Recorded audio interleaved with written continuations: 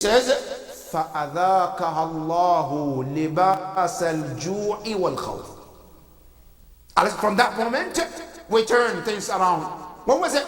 Allah said, we tested them with the hunger.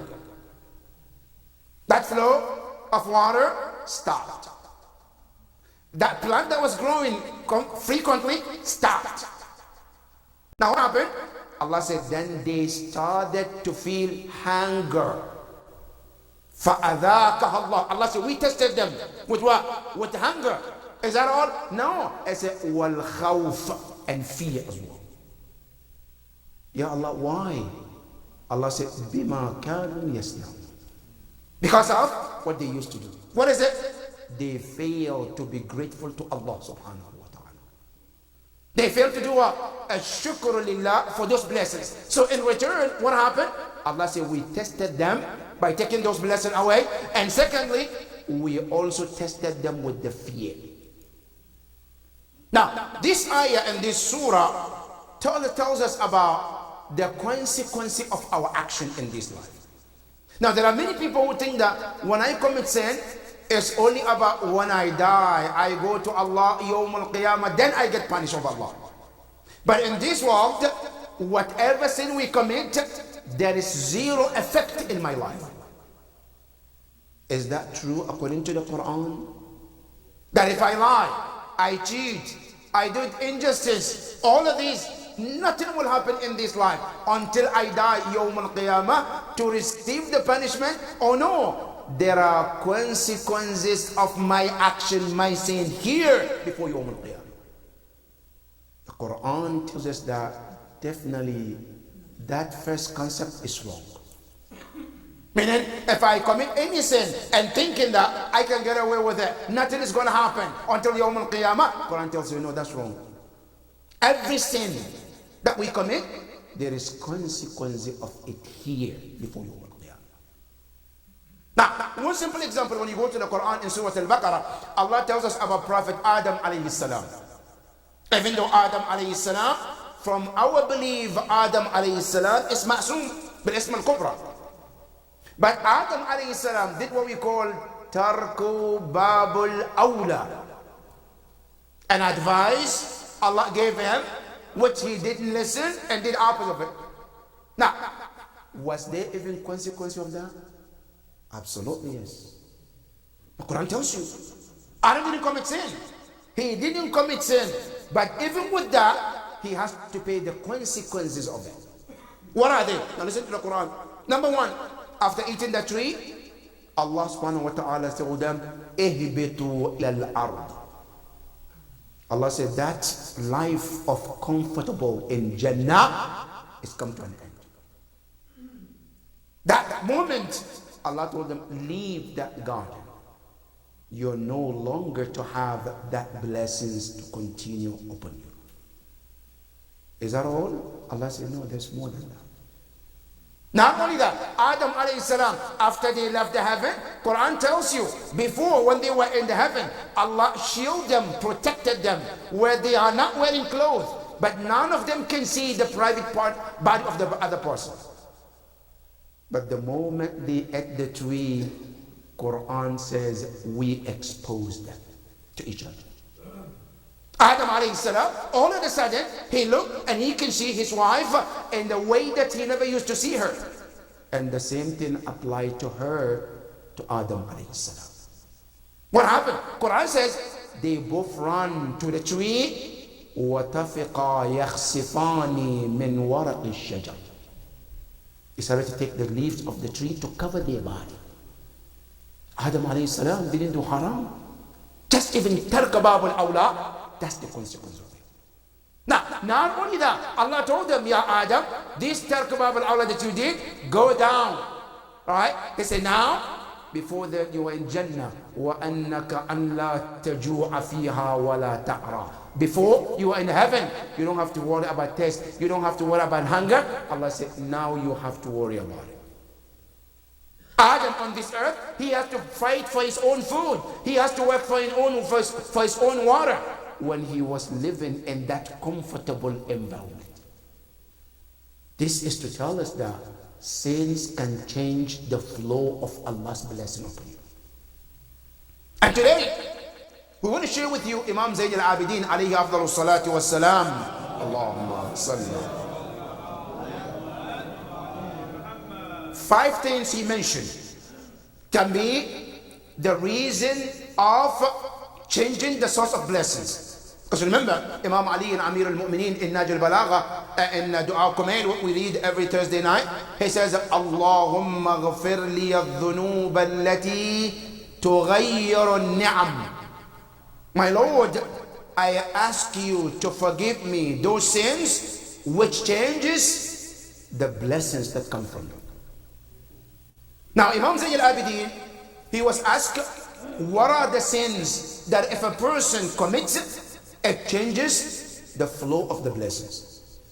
Imam Zayn al-Abidin mentioned 5 things. Number 1, الذنوب التي تغير النعم. He said, الأول البغي على الناس. Al-Baghi, doing any type of injustice to any human being. Any type, any form of injustice to any person, knowingly, willingly, intentionally, what it does, it changes the flow of your blessings. Now when we talk about injustice, many of the time we think about what? About the government doing injustice to people. No. Sometimes I'm a father, I'm a husband. If I do injustice to my wife, or injustice towards my children, or injustice to my neighbor, that also put into this condition that Imam mentioned. And Imam says, Al-Baghyu ala-nas. Whether the person is a Muslim or non-Muslim. Any form of injustice that I do to someone, right? Something he doesn't deserve, but I make it sound like he deserves it. Wrongfully, I wrong them. Imam Zayn al-Abidin says, that will be the one of the reason to block the source of your blessings. So, if I'm looking in my life and I see sometimes things were flowing, everything was perfect, and all of a sudden things just stopped, you have to go back and check. Maybe I have done injustice to someone, one way or another. Any type of injustice. Imam Zayn al-Abidin says, it also can stop the flow of your blessings. And that is number 1. Number 2, is وَالزَّوَالُ عَنِ الْعَادَةِ فِي الْخَيْرِ. The second thing, if you adopt a custom of doing good, then all of a sudden, you decided to stop. For no good reason. Now, I stopped because I couldn't do it anymore. I stopped because the resources is not there. That's one thing. No, everything is still there. I decided to stop for no reason. Imam Zayn al-Abidin says that will block the source, the resource that Allah is giving to you. You know why, brothers and sisters? Why this is very important? Because when you start doing good to people or doing good, sometimes Allah chooses you to become His representative. Automatically, Allah chooses you. You are my representative among my creation for giving or for helping or for doing that good. Now, the moment you say, I'm not going to do it anymore, I stop for no good reason, then Allah says, there is no reason for the flow of that blessing to you. So what happened? Then Allah finds somebody else who will take care of His creation. Now, if you work into a business system, it's a common sense. Any business you can think of. If you pick up an agent, right, and say, okay, you're my agent, and you're going to be my representative in this city, on this town, and the person is doing perfectly good, would the company stop him from working? But if the company finds out this person, this representative, is not doing what he's supposed to do, what do you think the company is going to do? Of course, they're going to change it. The same thing with Allah subhanahu wa ta'ala. That's why Imam al-Hussein alayhi afdalu salatu wassalam,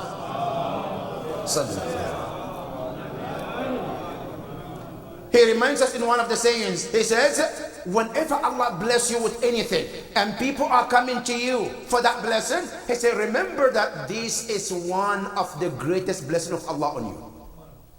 He said, never turn away, because if you do, Allah will also turn it away from you.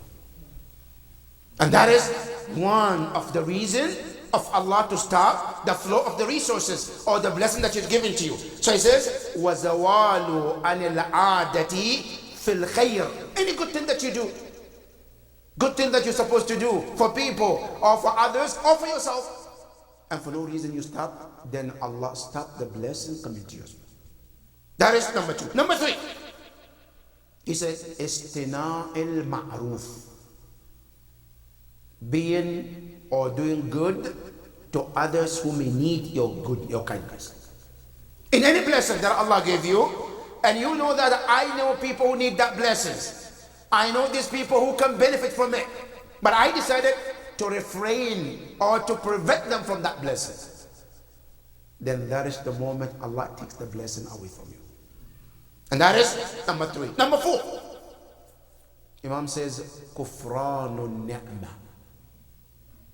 Never looking at the blessings of Allah and seeing them as a blessing. And many of us fall into this category. And what that means, many of the time, we don't stop to look or count our blessings. Instead, what do? We count things we don't have. Now you think about it. How many of us today, you take a paper and pen and say, look, I want to count Allah's blessing on me. All right? Many of the time, what we count, what we don't have. When we look at others, they have this, they have that, they have this, they have that. I don't have that. That's what we see. That is a human nature. You know, one of the scholars wanted to teach his students the importance of recognizing Allah's blessings upon you. He brought a white paper, huge one, and he put one dot on that paper. And he brought the student and said, look at this paper, see what you can see. All of them said, oh, we can see one black dot there. What else? Nothing, that's a black dot is written. None of them ever is able to see the white paper. All they could see is the white, that's it, that they could see. Even though the dark dot is the smallest compared to the paper, but they could all see all that. Then the teacher told them, look, I could see something bigger than that. What is that? Said, I can see the entire white paper. Said, oh, yes, you're right.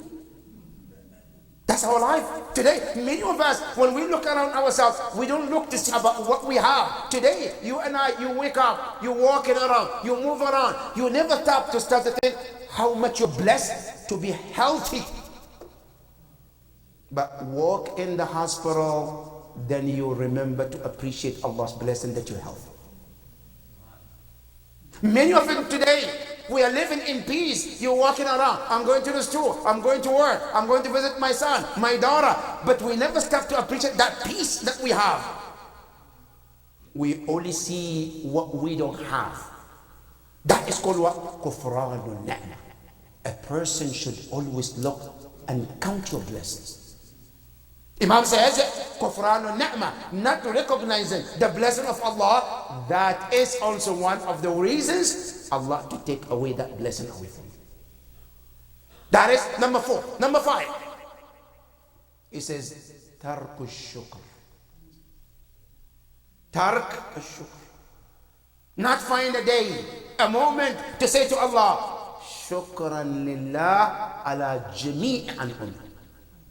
Ya Allah. No, but think about it. How many of us one day, you say, Ya Allah, today I'm going to raise my hands to you. But these raising hands, I'm not going to ask you anything. I'm just to thank you for everything. How many of us one day, we said, today, Ya Allah, I'm not asking. Today is to say to you, thank you, Ya Allah, for every blessing. Because you have given so much, and it's time for me to thank you for those blessings. How many of us thank Allah for that? Even though you're thanking Allah for those blessings, it's automatically asking for more too. Because He said in the Quran, لَإِن شَكَرْتُمْ لَأَزِيدَنَّكُمْ. When you are grateful to me for all my blessings, He said automatically I'll increase. Imam Zayn al-Abidin says, one of the reasons why Allah starts the flow of blessings towards His servant is tarku shukr. When we start thanking Allah, recognizing the blessing that He gave us, and thanking Him, and thanking Allah doesn't need a lot. According to the scholars, thanking Allah can come in 3 stages. Number 1, they call it shukr bil jinan. From your heart, you thank Allah without even saying a word. That's a shukr from Allah. Number 2, and it's called a shukr bil lisan. You thank Allah by saying shukran lillah, alhamdulillah. These 2 words is enough. Not only that, the 3rd one they say a shukr bil jawarih. You show your gratitude to Allah through your action. Sometimes it's not about saying to Allah, it's the way you act, the way you present yourself with those blessings of Allah. That is shukr. If you're able to do all of these, Imam Zayn al-Abidin says, then expect Allah's blessings to stop flowing. Any one of these can cause Allah to stop His blessing upon you. But when you're able to continuously go opposite of these 5 things, then the blessing of Allah flows towards you. May Allah subhanahu wa ta'ala help us to see the blessings of Allah, Ya Rabbal Alameen. May Allah help us to see the flow of His blessings, Ya Rabbal Alameen. Bismillah ar-Rahman ar-Rahim. Wal asr inna al-insana lafi khusr illa alladhina amanu wa amilu as-salihat wa tawasaw bil haqqi wa tawasaw bis sabr. Sallu ala Muhammadin wa ali Muhammad. Sallu ala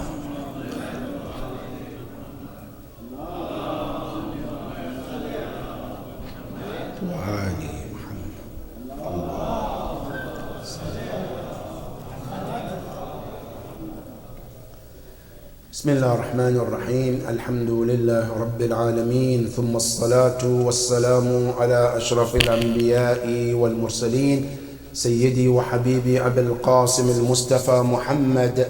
اللهم صل على محمد وآله وعلى أهل بيته الطيبين الطاهرين المعصومين. اللهم صل وسلم على علي أمير المؤمنين وعلى فاطمة الزهراء سيدة نساء العالمين وعلى الحسن والحسين سيدي شباب أهل الجنة أجمعين وعلى أئمة المسلمين علي بن الحسين زين العابدين ومحمد بن علي باقر علم النبيين وجعفر بن محمد الصادق وموسى بن جعفر الكاظم وعلي بن موسى الرضا ومحمد بن علي الجواد وعلي بن محمد الهادي والحسن بن علي الأسكري والحجة بن الحسن المهدي عجل الله تعالى فرجه وسهل الله مخرجه وجعلنا وإياكم من المستشهدين بين يديه جميعا ورحمة الله وبركاته. صلى على. My dear brothers and sisters, one of the events of this week is the wilada of Zainab alayha afdalus salati was salam. Allahumma salli. Zainab alayha salam is the daughter of Fatima al-Zahra and Imam Ali Amir al-Mu'mineen salamullahi alayhima. Allahumma. This great woman, her name is driven from 2 words. According to the scholars, they say the word Zainab is kalima murakkaba. You know, in Arabic, there are nouns or names that are formed from more than 1 word. 2 words and you make them to be 1.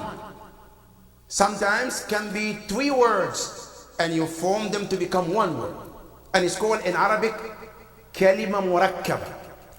They say the word Zainab is formed from the word Zain and Ab. Zain, Ab. Zain means adamant. Ab means father. The alif was taken out, then it becomes Zain Nab, which means the adornment of her father. That Zainab alayhi salam, she was named as to be the adornment of her father, Imam Ali and Amir al-Mu'minin.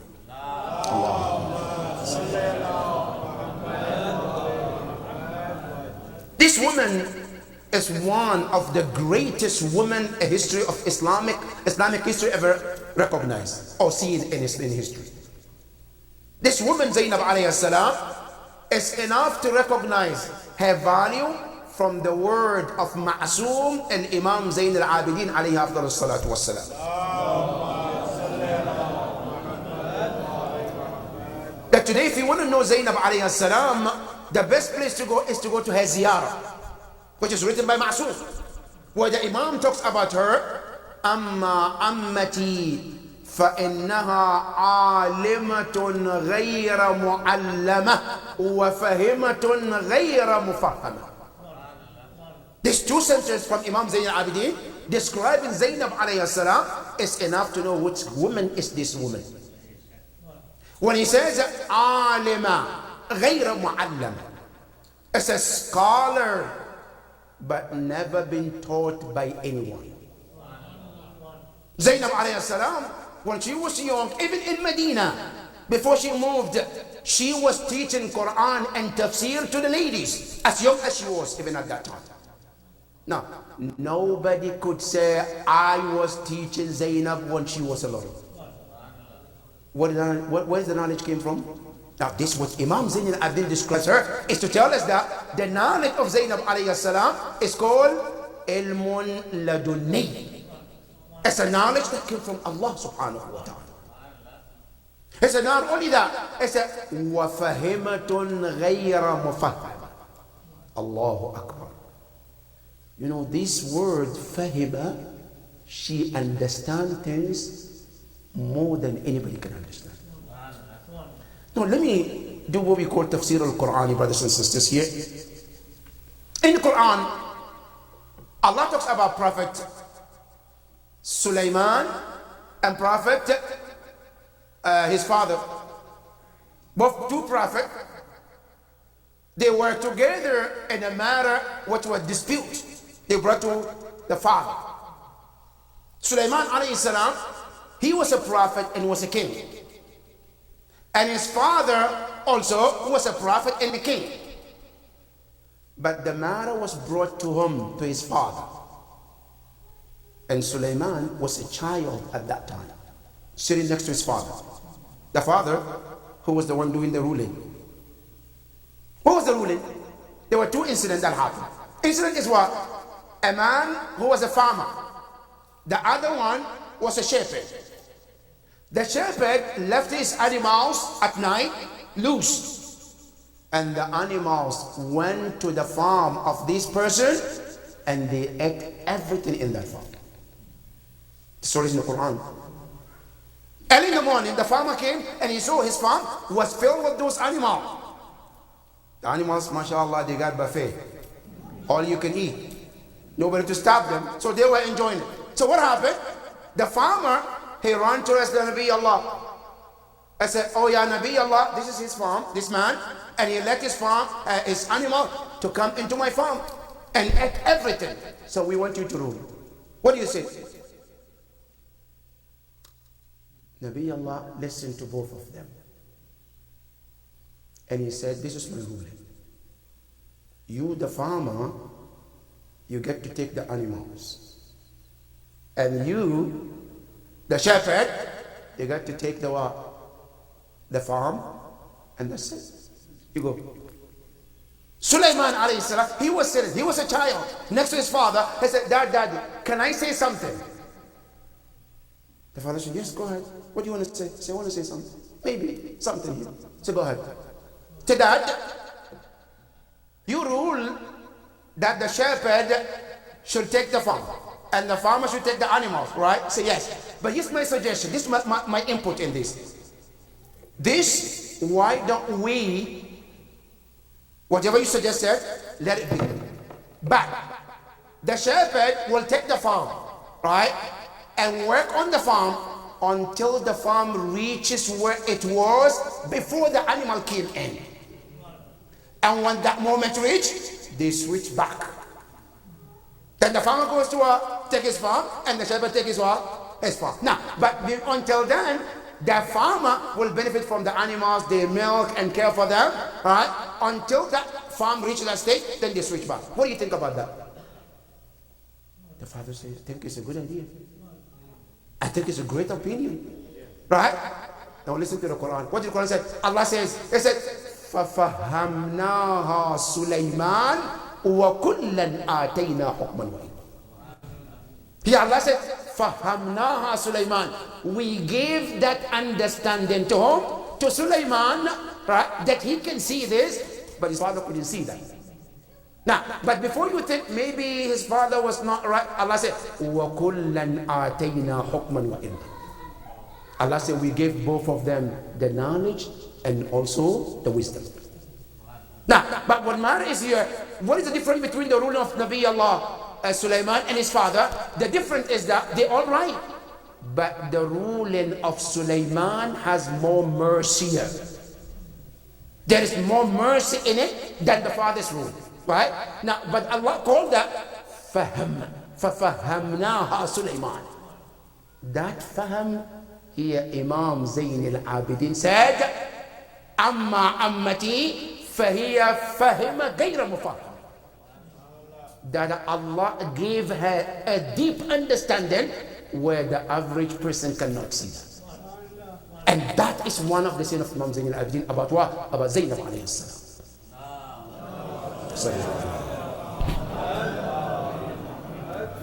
What a great woman, great lessons, great examples. Peace be upon her on the day she was born, and peace be upon her on the day she will be resurrected. And may Allah subhanahu wa ta'ala help us to learn from this great woman, Ya Rabbal Alameen. Last not the least, also to remember our brothers and sisters across the globe, especially in Gaza. Still, there is a lot of devastating going on through that country. Not only that, in Syria and Lebanon, the world is witnessing the genocide of the time. But unfortunately, the world is quiet about it. Nobody is saying anything. As if the world is a peaceful time, when the human beings are suffering in those regions. Ya Allah, we ask you to hasten the appearance of our Imam, Ya Rabbal Alameen. Ya Allah, we ask you to put an end to these suffering, Ya Rabbal Alameen. Ya Allah, we ask you, any corner of the earth where human being is suffering in any way possible, Ya Allah, you know better than us. Ya Allah, help to bring the end to those suffering, Ya Rabbal Alameen. Ya Allah, we ask you, those who are working day in and day out to end this suffering, Ya Allah, help them in this great cause, Ya Rabbal Alameen. Those who are also causing this harm, Ya Allah, guide them if you see they need your guidance, Ya Rabbal Alameen. بسم الله الرحمن الرحيم إنا أعطيناك الكوثر فصل لربك وانحر إن شانئك هو الأبتر صلوا على محمد وآل محمد.